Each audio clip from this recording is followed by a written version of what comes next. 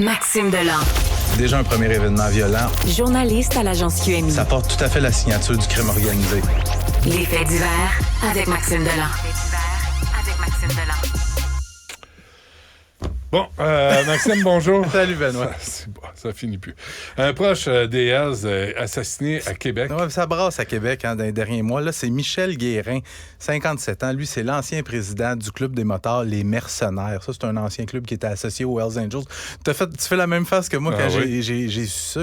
C'est les Mercenaires, c'était quoi ça? C'était des proches des Hells Angels. Okay. Surtout durant les années 90. Ben, Michel Guérin, 57 ans, il pelletait son entrée de cours ce matin à 6h30. Il y a un suspect qui est arrivé. Paf, paf, paf. Il l'a abattu à bout portant dans son entrée de cours. Écoute, il y a encore la pelle qui traîne au sol présentement.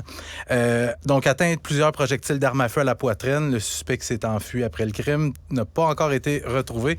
Mais Michel Guérin, c'est un gars qui est quand même très bien connu dans le milieu interlope à Québec.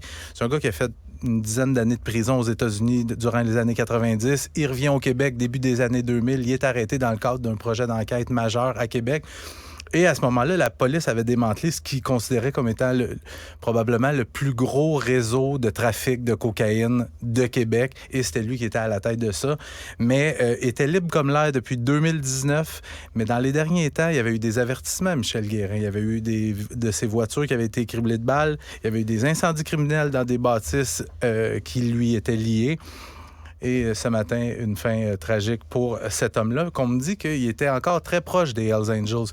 Mais ce qui se dessine à Québec présentement, je te dis, ça regarde pas bien, je t'en ai déjà parlé, c'est qu'il y a un conflit entre des membres de gangs de rue et des membres des Hells Angels ou des proches des Hells Angels concernant la vente de stupéfiants. C'est qu'il y a des gangs de rue qui écoulent leurs stupéfiants sur le territoire qui est contrôlé par les Hells. Et là, les gangs de rue disent, nous, on ne veut plus payer notre taxe de 10% aux Hells. Les Hells, ça marche pas de même. Le territoire québécois nous appartient. Puis c'est carrément... Les Hells, qu'on m'expliquait ce matin, ils contrôlent pas juste le trafic de stupéfiants. Le Québec leur appartient. Fait que fais ce que tu veux sur mon territoire, mais tu me payes une taxe. Et là, tu as un gang de rue à Québec qui veut plus payer.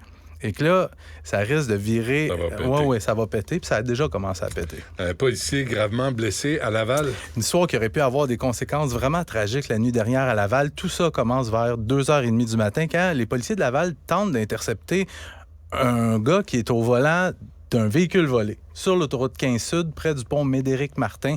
C'est entre Montréal et Laval. Fait que les policiers se lancent à sa poursuite du suspect. Le suspect, quand il voit ça à un moment donné, il se range sur le côté, débarque de sa voiture, traverse l'autoroute en courant et s'en va en sens inverse, donc vers le nord. Il y a un policier qui le pourchasse. Le policier est happé par une voiture qui roule. Le policier, on parle de blessures quand même très graves, surtout au bas du corps. On l'a transporté à l'hôpital. Il est dans un état stable. Mais attends un peu.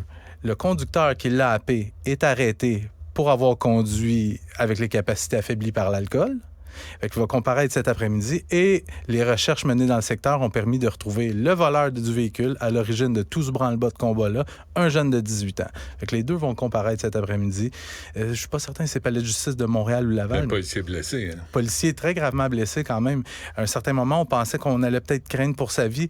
Finalement, il serait dans un état stable, mais un policier âgé dans la vingtaine. Oui. Et happé mortellement par des voleurs de voitures là, à Longueuil. Les poings vont te serrer, je te le dis. Une autre histoire complètement insensée qui a coûté la vie à un homme innocent en fin de semaine à Longueuil. Tout ça débute vers 17h45 samedi, fin d'après-midi, début de soirée. Il y a un véhicule, une belle Audi qui est volée dans le secteur de Boucherville. Et évidemment, sur les ondes radio, les policiers passent le message et le véhicule est aperçu dans le secteur de Greenfield Park, sur le boulevard Tachereau, tout près de l'hôpital Charlemagne, environ 30 minutes plus tard. Les policiers se lancent à la poursuite du véhicule. Les suspects ne s'immobilisent pas. Vroom! Et on part, on roule à tombeau ouvert. Les policiers, immédiatement, on arrête. Il n'y a pas de poursuite policière. As-tu vu l'heure de la journée? Ouais.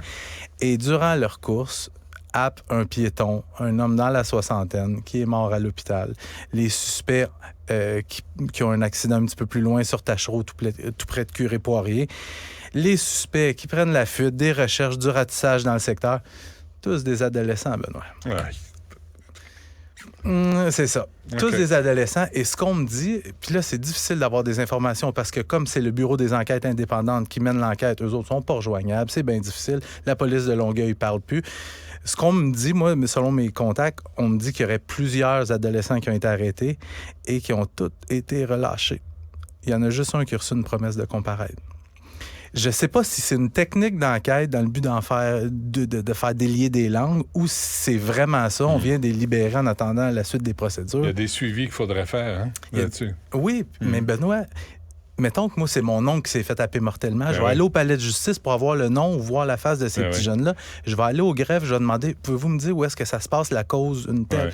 Ils vont me dire, non, on ne peut pas vous le dire. Ah non. Là, ils sont retournés chez eux, là. Ouais. Petit Chris. Maxime, merci. On se parle demain. À demain. Restez connectés. Tout ce que vous avez manqué est disponible sur l'application Cube ou en ligne au cube.ca.